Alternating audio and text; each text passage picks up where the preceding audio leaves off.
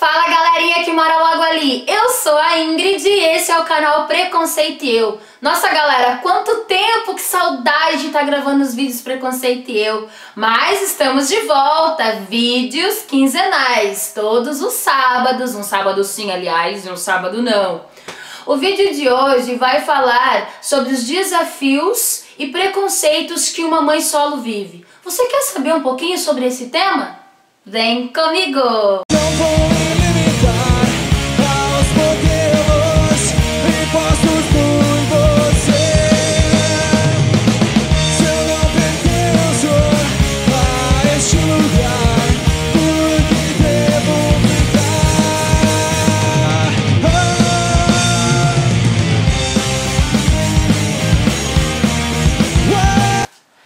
Então, galera, eu trouxe uma colinha porque eu quero trazer alguns dados para vocês que quando eu fui pesquisar eu fiquei assim chocada. Eram dados que eu não fazia ideia que eram tão altos ou dados que me deixaram assim, caramba, que foda. Esse tema me veio, como eu disse no vídeo de apresentação na página, que foi uma conversa com uma guria que mora em Curitiba e também passou por inúmeras dificuldades por ser mãe solo. Ai, não, é mãe solteira. Não, gente, não é mãe solteira, é mãe sozinha, porque nós não somos registro civil, beleza? Então, vamos falar os termos certinhos e legais, né? Então, a gente conversando e ela falando que... Ela me lembrou que eu passei e ela falou, poxa, quantas meninas querem escutar sobre isso, querem que as pessoas entendam sobre os desafios, os preconceitos sobre ser uma mãe sozinha. Então, eu resolvi fazer o vídeo e trazer uns dados para vocês. E também eu sou um exemplo disso.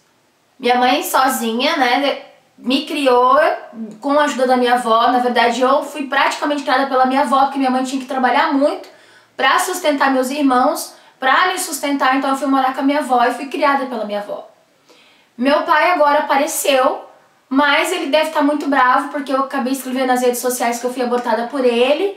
E eu acho que ele leu e não gostou muito e agora tá sem falar comigo. Mas enfim, e além disso, eu também tive a Stephanie, que a maior parte da vida da Stephanie, ela foi criada somente por mim.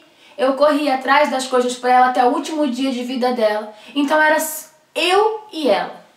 Então esses exemplos que eu quero trazer para vocês, quero falar para vocês sobre toda essa questão do que é ser mãe sozinha e dar um gancho no aborto, porque as pessoas, além de me trazerem esse tema, falaram assim, olha, é um tema que bate com a questão do aborto, mas o aborto paternal, porque o homem também aborta.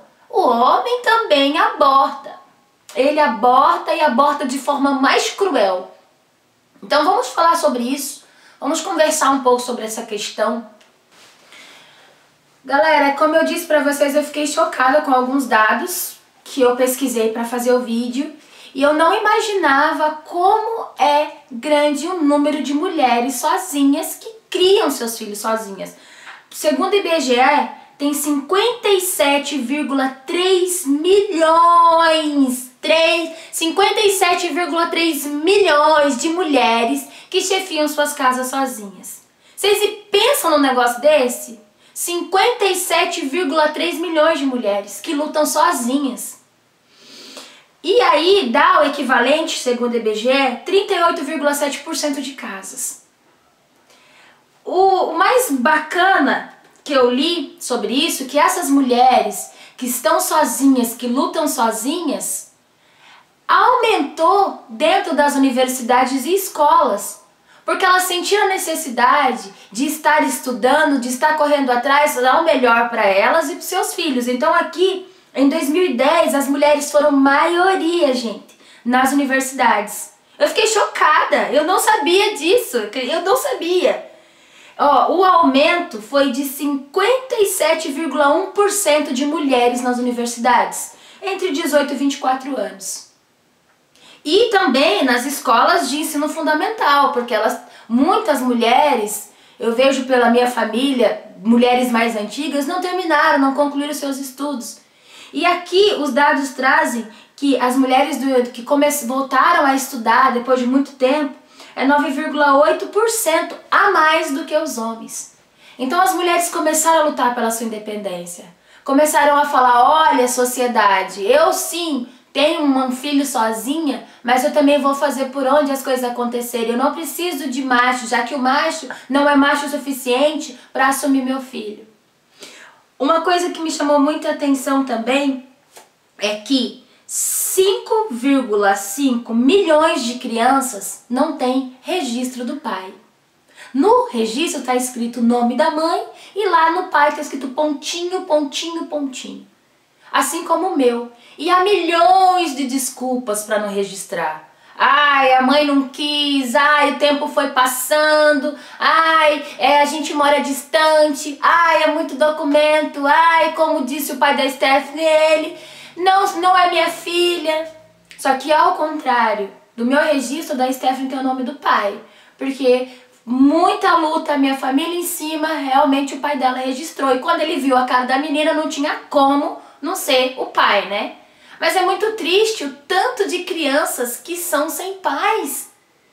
Eu vi algumas coisas nas redes sociais, vou colocar aqui pra vocês, falando, a menina contando pro cara que ela tava grávida, ele falou, aborta, não é meu, eu não quero, isso vai atrapalhar minha vida, como disse o pai da Stephanie, eu sou evangélico, vai atrapalhar, as pessoas vão me julgar. Então isso é muito triste, porque a mulher tem que carregar essa luta sozinha. A mulher tem que correr atrás disso sozinha. E aí dá um gancho no aborto. Galera, eu vou dizer uma coisa pra vocês, olha, eu vou contar uma coisa que se vocês não sabem, vão ficar sabendo agora. Como assim a legalização do aborto? Ele já existe. Ele já existe. Milhões de mulheres já abortam. A diferença é que as ricas têm dinheiro e acontece o quê? Elas vão lá, elas fazem na clínica, pagam muito bem e saem muito bem, obrigada. E as pobres, acontece o quê? As pobres, elas morrem nessas clínicas clandestinas. E o mais triste é que eu vi uma menina postar na minha rede social assim, uma foto de uma camisinha, esse post aqui, dizendo o quê? Dizendo que essa é uma camisinha que dá pra usar e que a mulher tem que se proteger, algo mais ou menos assim, eu não gosto nem de lembrar. E ela termina assim, que o filho não merece uma mãe vagabunda como você. E aí você pensa, e o pai? Ou a menina fez o filho com o dedo, né? Foi lá, fez dedinho e engravidou. Poxa gente, vamos ser realistas, vamos estudar. E vocês não têm ideia do preconceito que uma mãe sozinha passa. Vocês não têm ideia de como a sociedade aponta porque fala assim, a gente tem que casar, cadê o pai? Como se a mulher fosse a única culpada. Agora eu vou contar pra vocês um pouco da minha história, eu vou dar um spoiler até do livro com ela, que tem essa história no livro, sobre os enfrentamentos de racismo sim, também, e preconceitos que eu sofri com relação a ser mãe sozinha. Vamos puxar primeiro a questão do registro. Antigamente, eu acho que quando a minha mãe me teve e tal, poderia se colocar, só ela registrar e no nome do pai tá lá vários pontinhos. Hoje, se aceita, segundo a lei, a mãe declarar o pai e aí no cartório, e o cartório mandar para o Ministério Público para poder fazer a investigação de paternidade. Então já é um avanço muito grande. Temos também o pai presente. Hoje, se o pai quiser registrar seu filho, ele pode ir lá, mesmo passando-se anos. Por exemplo, meu pai quiser me registrar hoje, ele pode ir lá e pode fazer todo um processo que não gasta muito, gente, para poder registrar. Então não há desculpa do homem para ele não registrar seu filho. E vou dizer para vocês que não é muito fácil ser criada sem um pai. É um vazio muito grande que tu sente. Mesmo sendo a menina. Eu tinha umas fantasias muito loucas, assim. Eu fingia, gente, que eu tinha pai e mãe. E aí eu chegava em casa, aí eles corrigiam as minhas tarefas, e eu dava os negocinhos do Dia dos Pais pro meu pai. Então isso é muito duro para uma criança. A criança não entende. Quantas vezes eu me questionei o que eu fiz pro meu pai para ele não me ver. Para vocês terem uma ideia, meu pai não conheceu a Stephanie. Porque a gente brigava demais, era tudo muito desculpa. Nunca podia me registrar, nunca podia me ver. E isso me magoou profundamente. Feridas que ainda é difícil de se curar hoje, que a gente tenta ter um convívio, porque ele tem um filho. Então assim, através desse meu irmão a gente conseguiu voltar a se falar. Mesmo assim ainda tem algumas feridas.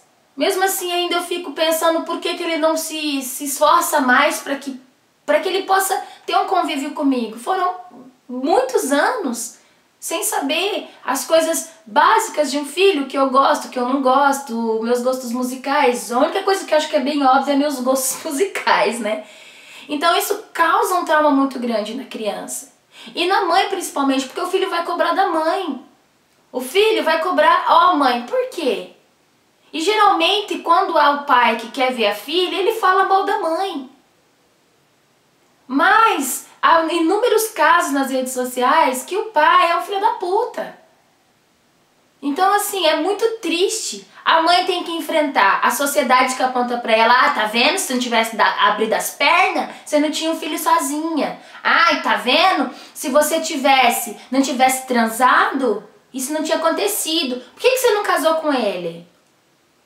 É assim que a gente escuta, porque quando eu tive a Stephanie, a minha família, de certa forma, não todos, tá? Eu já deixo bem claro, não todos, mas a minha família, algumas pessoas falavam pra mim assim, você tem que casar com ele. Eles não estavam preocupados da minha estrutura emocional, estavam preocupados que a sociedade ia apontar pra mim, dizer que eu era mãe sozinha. E eu fiz a besteira de ficar 4 anos casada com o pai da Stephanie. E foi uma desgraça. Porque a gente percebeu que foi o maior erro da nossa vida. E isso é muito difícil. Muito difícil.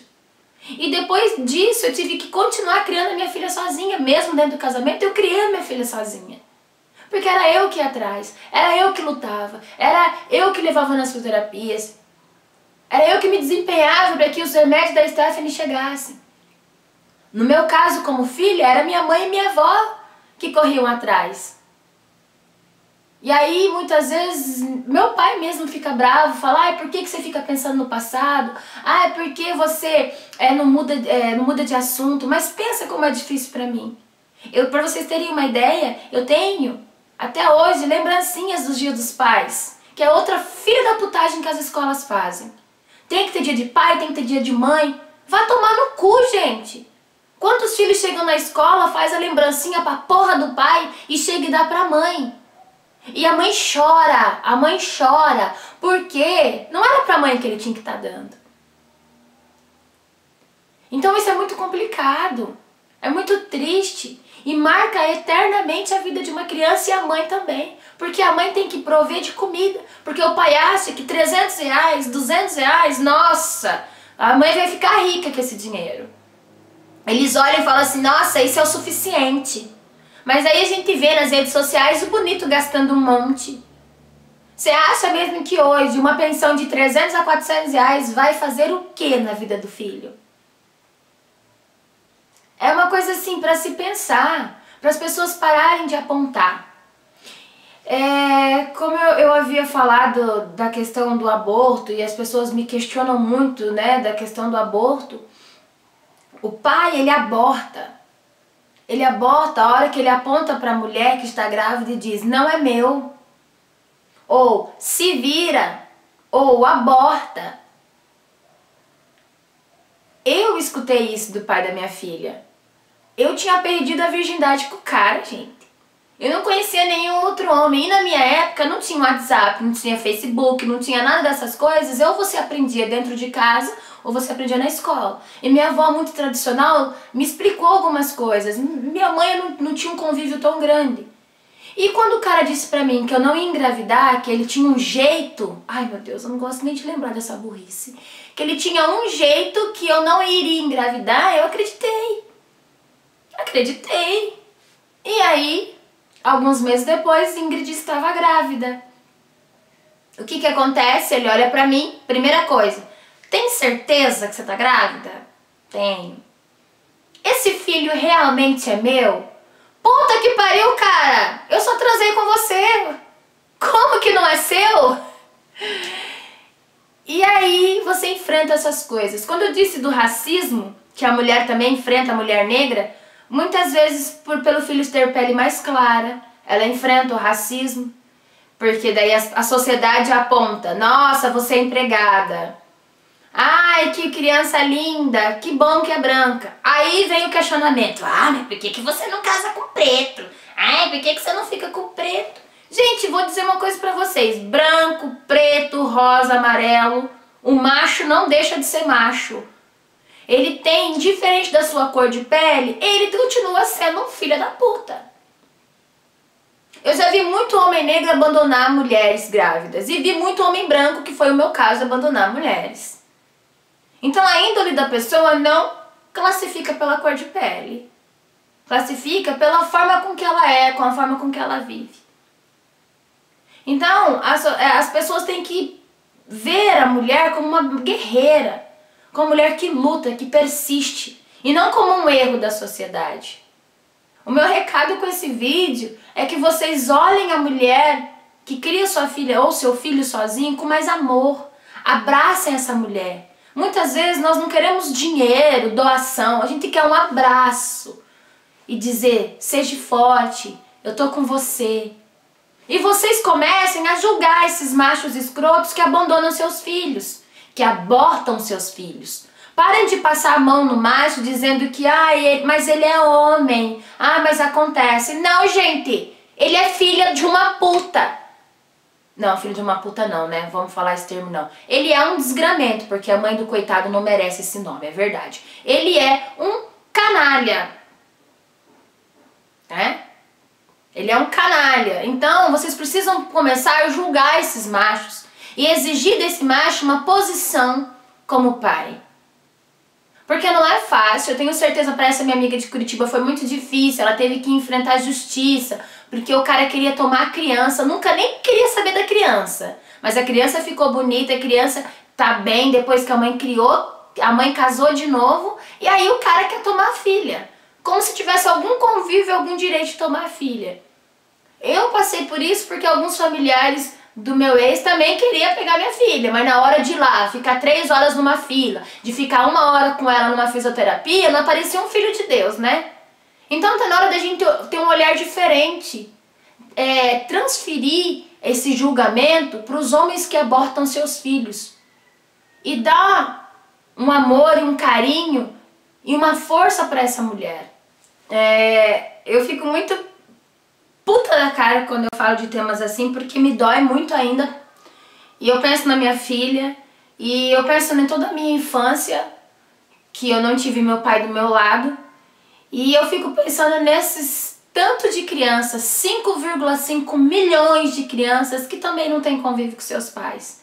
Fico pensando nessas mulheres, o quanto elas lutam, o quanto ela chega no final do dia, ela chora porque é difícil. Então, vamos parar de julgar, vamos dar força a essa mulher e vamos começar a olhar esses homens de uma forma diferente. Eu espero que vocês gostem do vídeo, se inscrevam no canal, gente, curtam a página, curtam esse vídeo, deixem um joinha. Obrigado para vocês que estão aguardando o vídeo de retorno. Beijo, galera! Até a próxima!